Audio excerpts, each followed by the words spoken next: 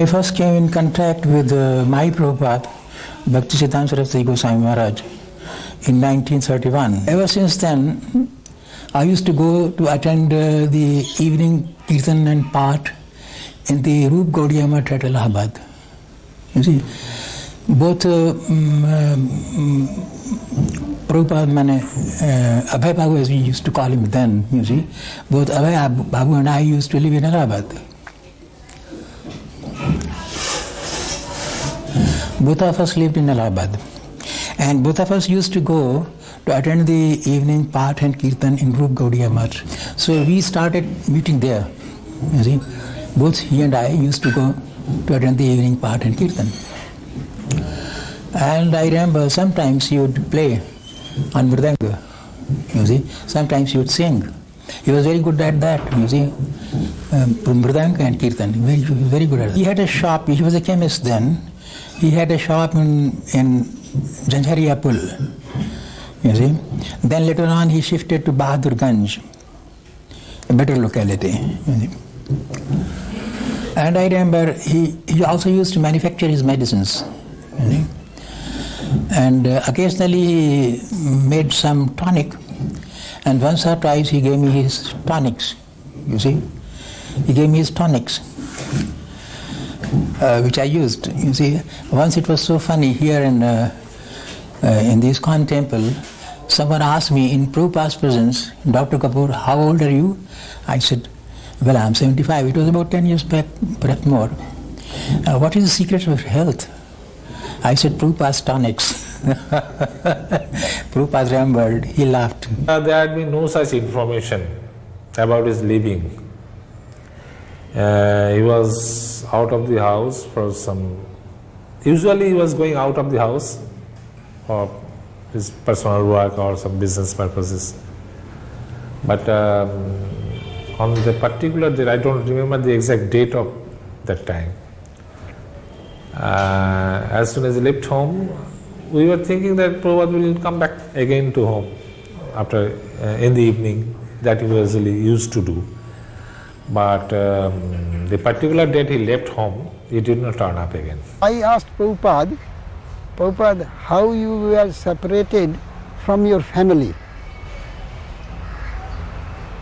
He said that my wife is a big drinks, he's a tea. She was taking too much of teas. So Prabhupada told her whether you want me or tea. At that time she said tea. So then I said that you do with your tea, I will go with my own way. With the Prabhupada I only met when there was a function in some religious function in Kurukshetra. There was a very big, people had come for bath and taking bath and all that. And I had gone there, with me 2-3 people were there, but they were not interested in talks. They wanted to go round and eat and do something. I was not interested, I was going round seeing people. So I met Prabhupada sitting down below a tree because it was quite hot. So he was sitting there. So I asked him, I said, Babaji, kya kar rahe ho tum? He was in white clothes, dhoti and baran. So he said, nahi, main aisa hi baitha hu. So then I had a talk with him for about half an hour or so. At that time I don't think he had become a sadhu or sannyasi. He was just... Then he said, no, my family is in Calcutta, but I had come for this function here to have bath. That way we talked for some time. And then he said, suppose I want to meet you. I gave him my card. Choksi, you knew, no? My office fellow. He was with me. So Choksi was somewhere. I called him. I said, Choksi, come. Then he gave me a card, his card and all that, and you come to Scindia House if you want to talk to her. After that he came to Scindia House. One evening, very late, till later. I was still in the office doing some work. Then I got up and wanted to come home. It was a bus day about 7 o'clock. And it was quite dark. There was nobody. No, office being office, and 7 nobody was there. So Choksi was sitting there on his table. So I asked him, I said, Choksi, who is again sitting with you? Because Choksi was sitting on his table. And Swamiji was sitting like this, what I am sitting. And Choksi was at the back, his table. So he said, no, somebody has come, some Swami, but he doesn't listen to me. He said, no, I would like to meet her. And then only I will go, I will talk to her. So I went there, I said, excuse Swamiji, kya kaam hai? Then he showed me Bhagavad. He said, I have heard your name and we have met in Kurukshetra, if you remember. I want to get this book printed. I said, you can come tomorrow, because when there are some people and daylight, and also, at this time, it is really getting darker. So Choksi is alone. So he said, yes, I'll come. Then I asked Choksi, because my secretary was there. So he typed out a letter to one or two friends. They are no more now. So telling them that why don't you do something about this gentleman? He is written Bhagavad and I would like you to help him. And I am going to do this much. I wrote that letter and gave him. He went and then I went home. After a day he came and he said, now I am going back to Vrindavan. I said, why are you going? He said, my work is done. Now I will try to see how I can get it printed. My association with Bhaktivedanta Maharaj, with Prabhupada, increased more and more. And you see, naturally we would always talk of Krishna and Prabhupada and so on. In 1932, a year after that, I joined this parikrama. Prabhupada couldn't join because he was in business, you see. He was in business, he couldn't come. When I returned from the parikrama, he asked me about the parikrama and I had to tell him what happened, you see, where and so on. For a number of days he was.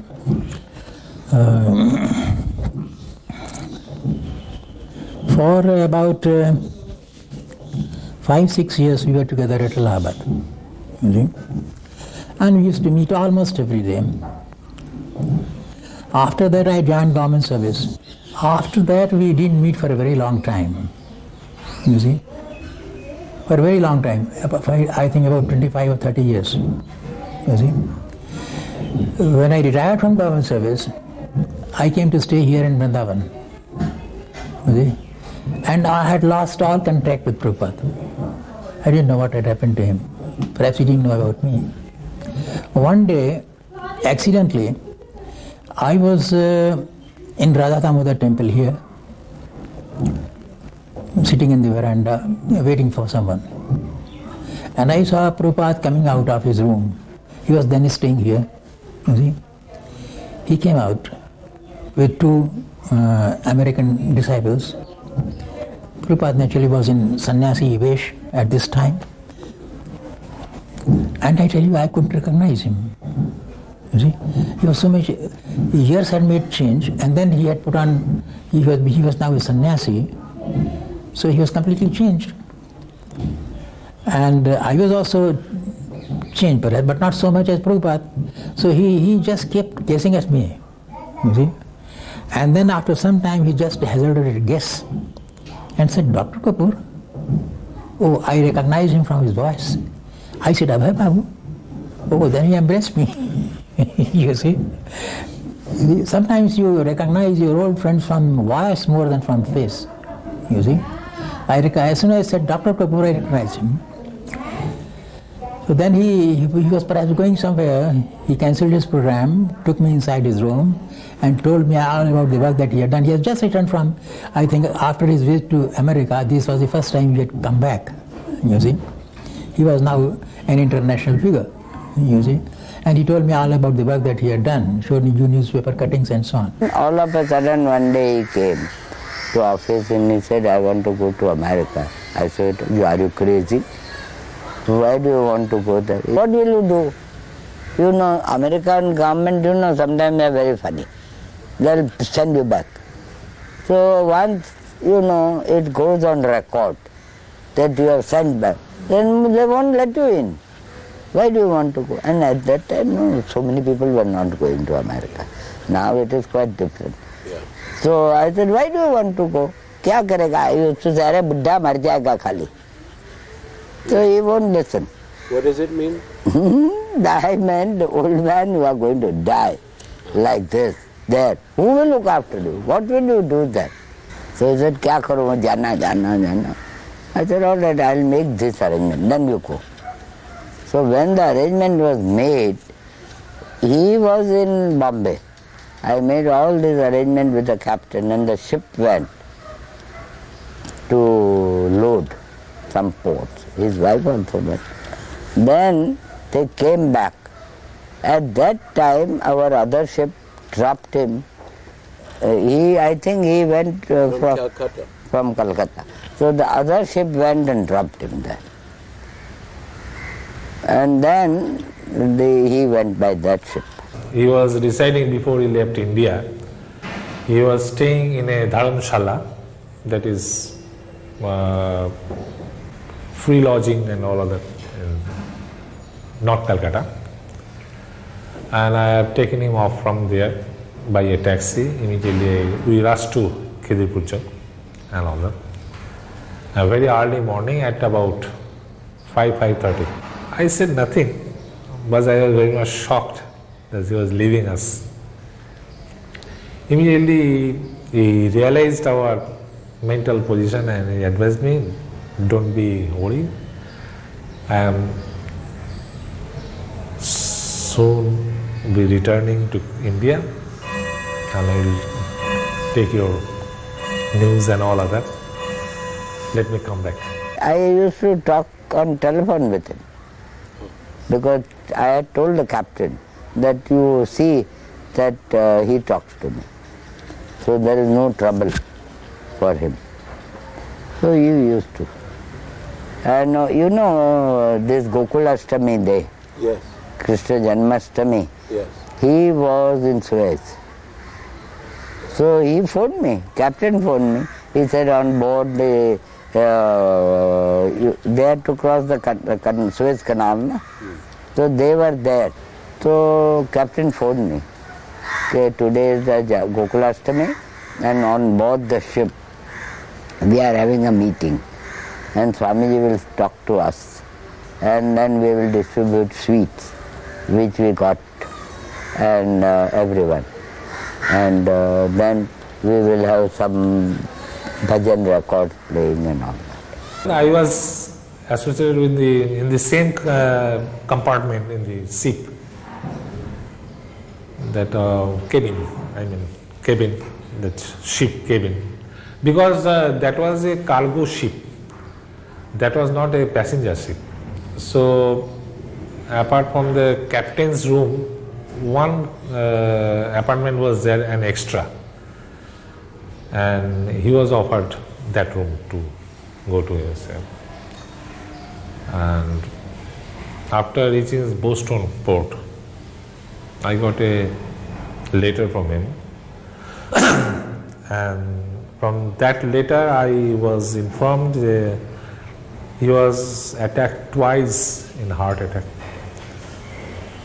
in the same ship in a journey of 23 days to reach over to Boston.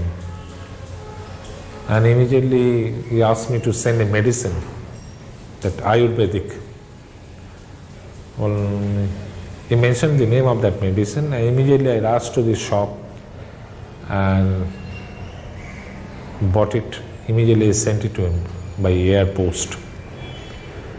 And he acknowledged that medicine and told me that at that time my mental balance was not so quite good because of his sickness and all other, because he was quite aged at that time. And it was obvious to become sorrowed or a father. After all, he was our father. So immediately I sent this medicine to him in his address in USA. And he acknowledged it, and he was being recovered very fast, very rapid. And we all of our families were pleased. I talked with the Swamiji also on telephone. So he said, "No, I am quite all right, but I am very seasick." So I was talking to this captain and all that. Said, "Tell me, little mother, that I am going to die now." He was very much seasick, so he was not feeling comfortable. So he phoned me also. I said, "Arey, you are not going to die, don't worry. Seasickness doesn't kill anybody." Then he was not feeling very comfortable because the sea is not very good on that side, little rough. So then when he reached New York, that captain phoned me. Okay, we have reached, and I talked to Swamiji. He said yes. He went to Warden Road, Akash Ganga, where this Hare Krishna devotee was staying. I went there and met to Swami Madhuvisa, who was in charge of the devotees. I sat for few minutes, then I was told by Madhuvisa that Guruji came just now from America and sitting another room. So you come with me and take the darshan of Guruji. So I went to that room with Madhuvisa and take the darshan of Guruji. After sitting some time, Guruji asked me, "Where are you living?" I said, "I am living at Goregaon, suburb of Bombay." Then Guruji asked, "And what are you doing?" That I said, "My business is construction." So Guruji asked, "When you are getting up early in the morning, and what are you doing?" Then I said, "When I getting up in the morning, I am taking one cup of tea, then going to toilet and taking bath, and then going on work." Then Guruji suddenly said, "What is difference between pig and you? You are just like a pig." Then I said, "Yes, Maharaj, please advise me that how can change my life." Then Guruji said, "You must do to service of Krishna." Then I said, "I have not associated any spiritual movement or the saint or the devotees." So Guruji said, "From tomorrow, my devotees will come to your house early in the morning, and then you do the Nagar Sankirtan there with my devotees, and then all the devotees will take feast, lunch at your home, and you will be involved in this way in the spiritual movement." একদিন আমি প্রভুপাদের কাছে বলছি, One day, while giving Prabhupada his prasadam, I asked him, "Prabhupada, what is your favorite preparation?" আপনার Prabhupada replied, saying that he likes all the preparations. I inquired again, "No, Prabhupada, what is your most favorite preparation?" Then Prabhupada said that his favorite preparation is shukta. So I used to cook 4 or 5 types of shukta for Prabhupada every day. Whenever I would take Prabhupada his prasadam, he would say, "You have cooked so much prasadam for me, but first give me the shukta." So I would always give Prabhupada his shukta first. When we purchased this land, Hare Krishna land, there was living so many characterless peoples who were doing the liquor business, and there were also, after some time, quarrel between Mr. Nair. This land was called Nairwadi. No, it is Hare Krishna land. So one day Guruji was here. We were sitting in this, on 8th Road. Valia's house. Valia's house. Guruji was there, myself, Walia and my wife was there in that room. So Walia said to Guruji that, "Guruji, Mr. Nair will not give you this land because he have offered by some hotel owner for 36 lakhs. And you are purchasing for 14 lakhs.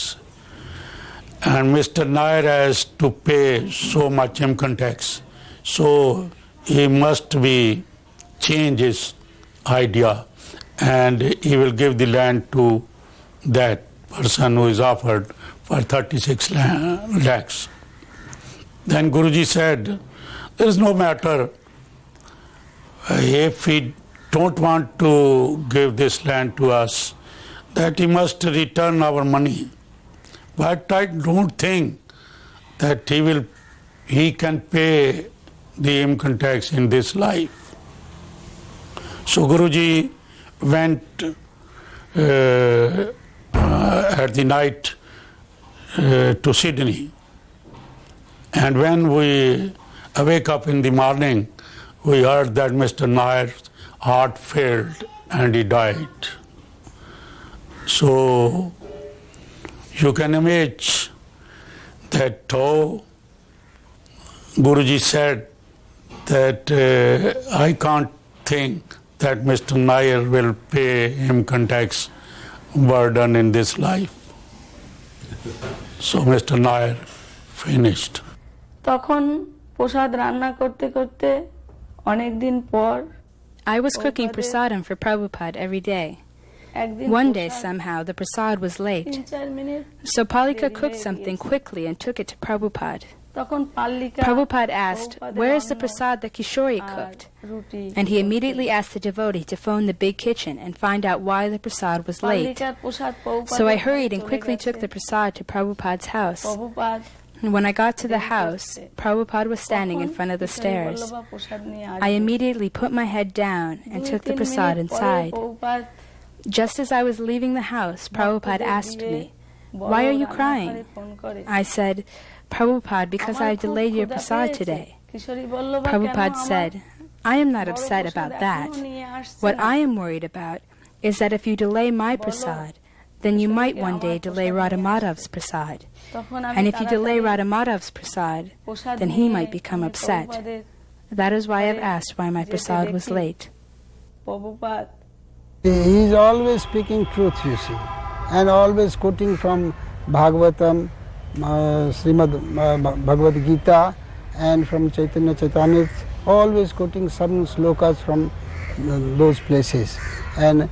But he was so simple to answer those questions to us that anybody, even an atheist, will feel that I should be in touch always with Prabhupada. So his smile face, I am seeing it as a celestial flower of the paradise. how affectionate man he is. I can't remember, I can't express the actual, the meaning of just such a smiling. I have never seen such a smiling. Prabhupada used to go for a japa walk every morning with his disciples after Mangalarti. Some days he would walk to the Math. Some days he would walk along the Ganges. Some days he would walk around the Pukur.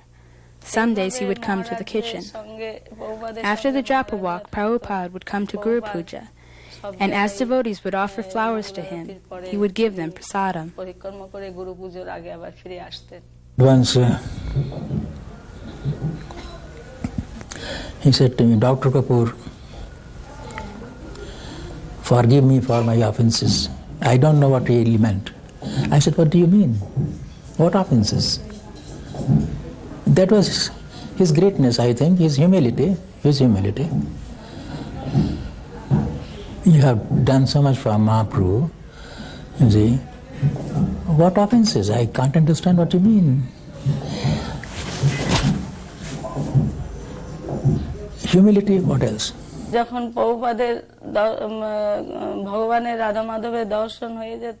Prabhupada would take darshan of Radha Madhav, he would go around the deities 3 times. Each time he would stop and ring the bell, and then he would raise his arms and dance. All the devotees would dance with him in ecstasy. When children would pass in front of him, he would stop again and dance. In this way, he would go around the deities 3 times.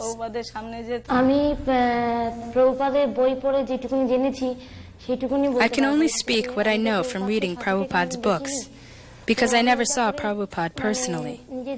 I may not be able to do what Prabhupada did, but I know that in order to get free from this material existence, I should follow in his footsteps and follow the path he has shown. In the future, I will try to dedicate my mind and life to Krishna, and of course, Prabhupada too. He advised me in 1977, the 3-4 months before his disappearance, please take care of your mother and your family, because I left home and you were 2 brothers and your elder brother has become very inactive, so you must be well careful to take the responsibilities and all other things that may require for benefiting of your family and all other members. You were telling me that I'm going to build in Vrindavan ashram. So I'm going to build a special place for you to stay. I said, all right. When you go, I'll come. But last he went from there. I know, he sent me word. Yes. I'm going to Vrindavan now, and I don't think I'll come. He knew that he's going to go. I told him also, we'll get doctor. He said, no, good. Very nice man. As a man also, he was very nice. Very kind, very soft, very nice. The man has done so much. And what did he take? Nothing. And he has left behind such a big landmark. Not only religion, culture, everything. All over the world. So we must try to see that whatever he has done is kept. We can't increase, all right, but we must keep it. It must remain alive. That is what I feel. We are deeply charmed and rather we are very much proud of our father, that is your spiritual master, and of course he was also our spiritual guide. We are very much charmed and pleased that no ordinary people can do it. It is absolutely impossible for them, rather, to make a good mission and a big mission and wide range of propagation and all other, because it is very, we much feel rather very proud of our father. And this is our ultimate conclusion about that.